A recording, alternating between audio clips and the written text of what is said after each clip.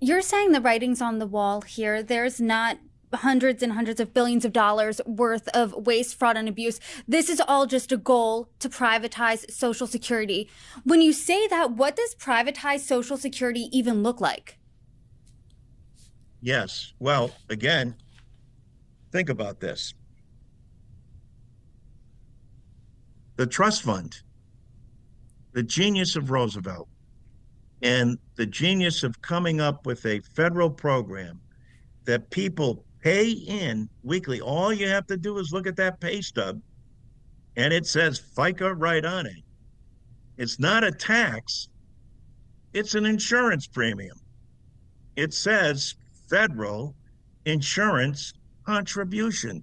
Whose? Yours and mine and every American citizen's.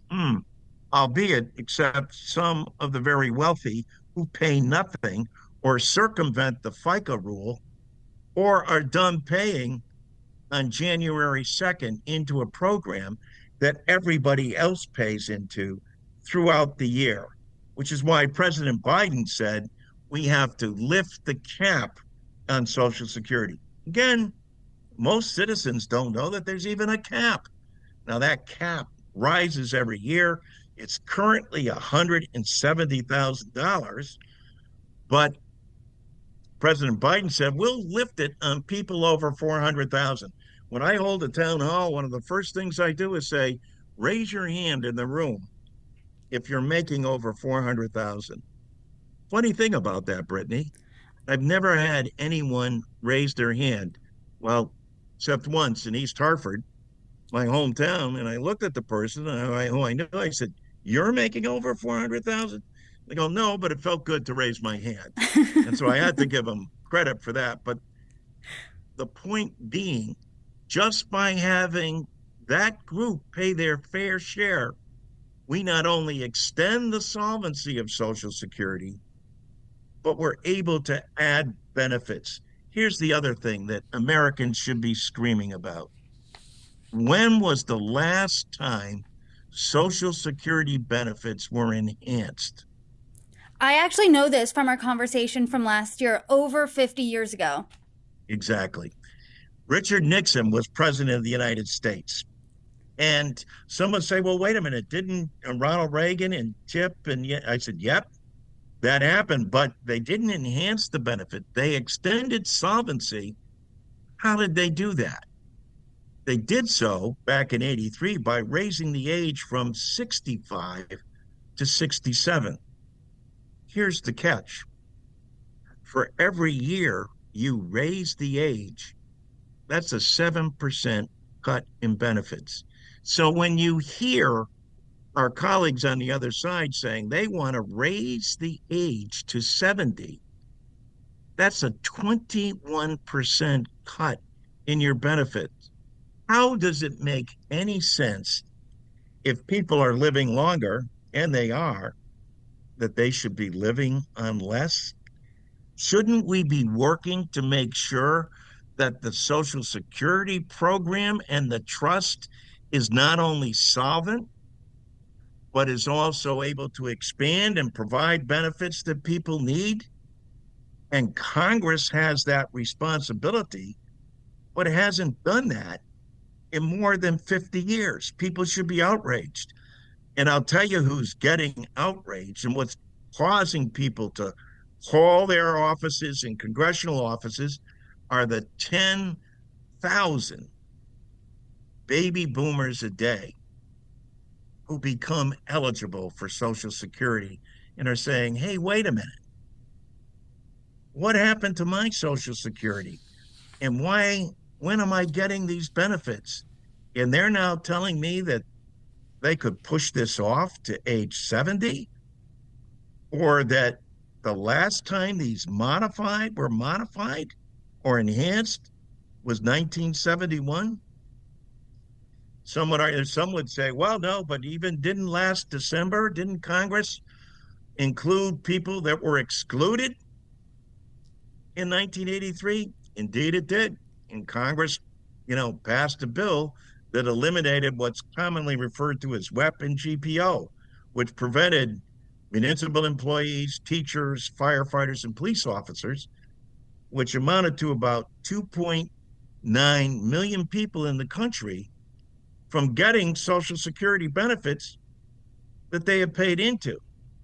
That's the good news. The bad news is, though, it wasn't paid for.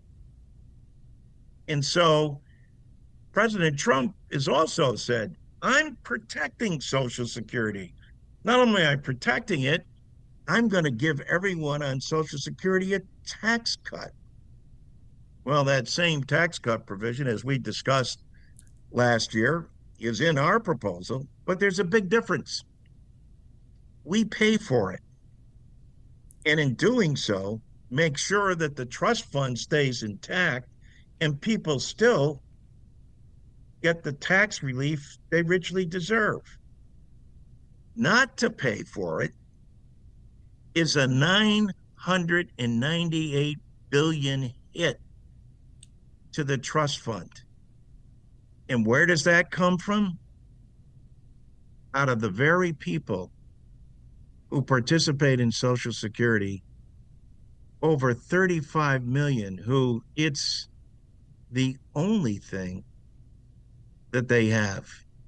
Sadder still, in the wealthiest nation in the world, 5 million fellow Americans, most of whom are women, get below poverty level checks from the federal government, from an insurance plan that they entrusted to their government to take care of them. And they're getting below poverty level checks. Why? Because Congress has not acted. Now, if Congress doesn't want to pay them, don't you think it has an obligation to say, we're sorry, but we don't think it should be adjusted? We think that that's fair. There's no way that that would ever happen. But if people don't vote, or if Elon Musk can get his hands on $2,700,000,000,000 and then say, oh, well, we'll privatize this, meaning, and they'll show you examples where they can return far greater money and will benefit more people. And that's what they'll tempt the American people with. But that's the Ponzi scheme. That's where the billionaires continue to get more money. And Social Security goes from being an absolute guarantee to being at risk. And you don't have to go back to 1929. You only have to go back to 2008, where people saw their 401k become a 101k. Now, are there things that we could do collectively as Democrats and Republicans and strengthen the trust fund and work? And I've talked with actuaries and financiers and people to strengthen the trust fund, but keep it in the Social Security trust, out of the greedy hands of the private sector, but a government program that's an absolute guarantee that can yield more than just Treasury notes? Absolutely. And that's the work we should be rolling up our sleeves and doing together to make this possible. And with reporting like yours and baby boomers taking to the phones and say, hey, what about that? And oh, by the way, don't privatize my fund. I want the guarantee.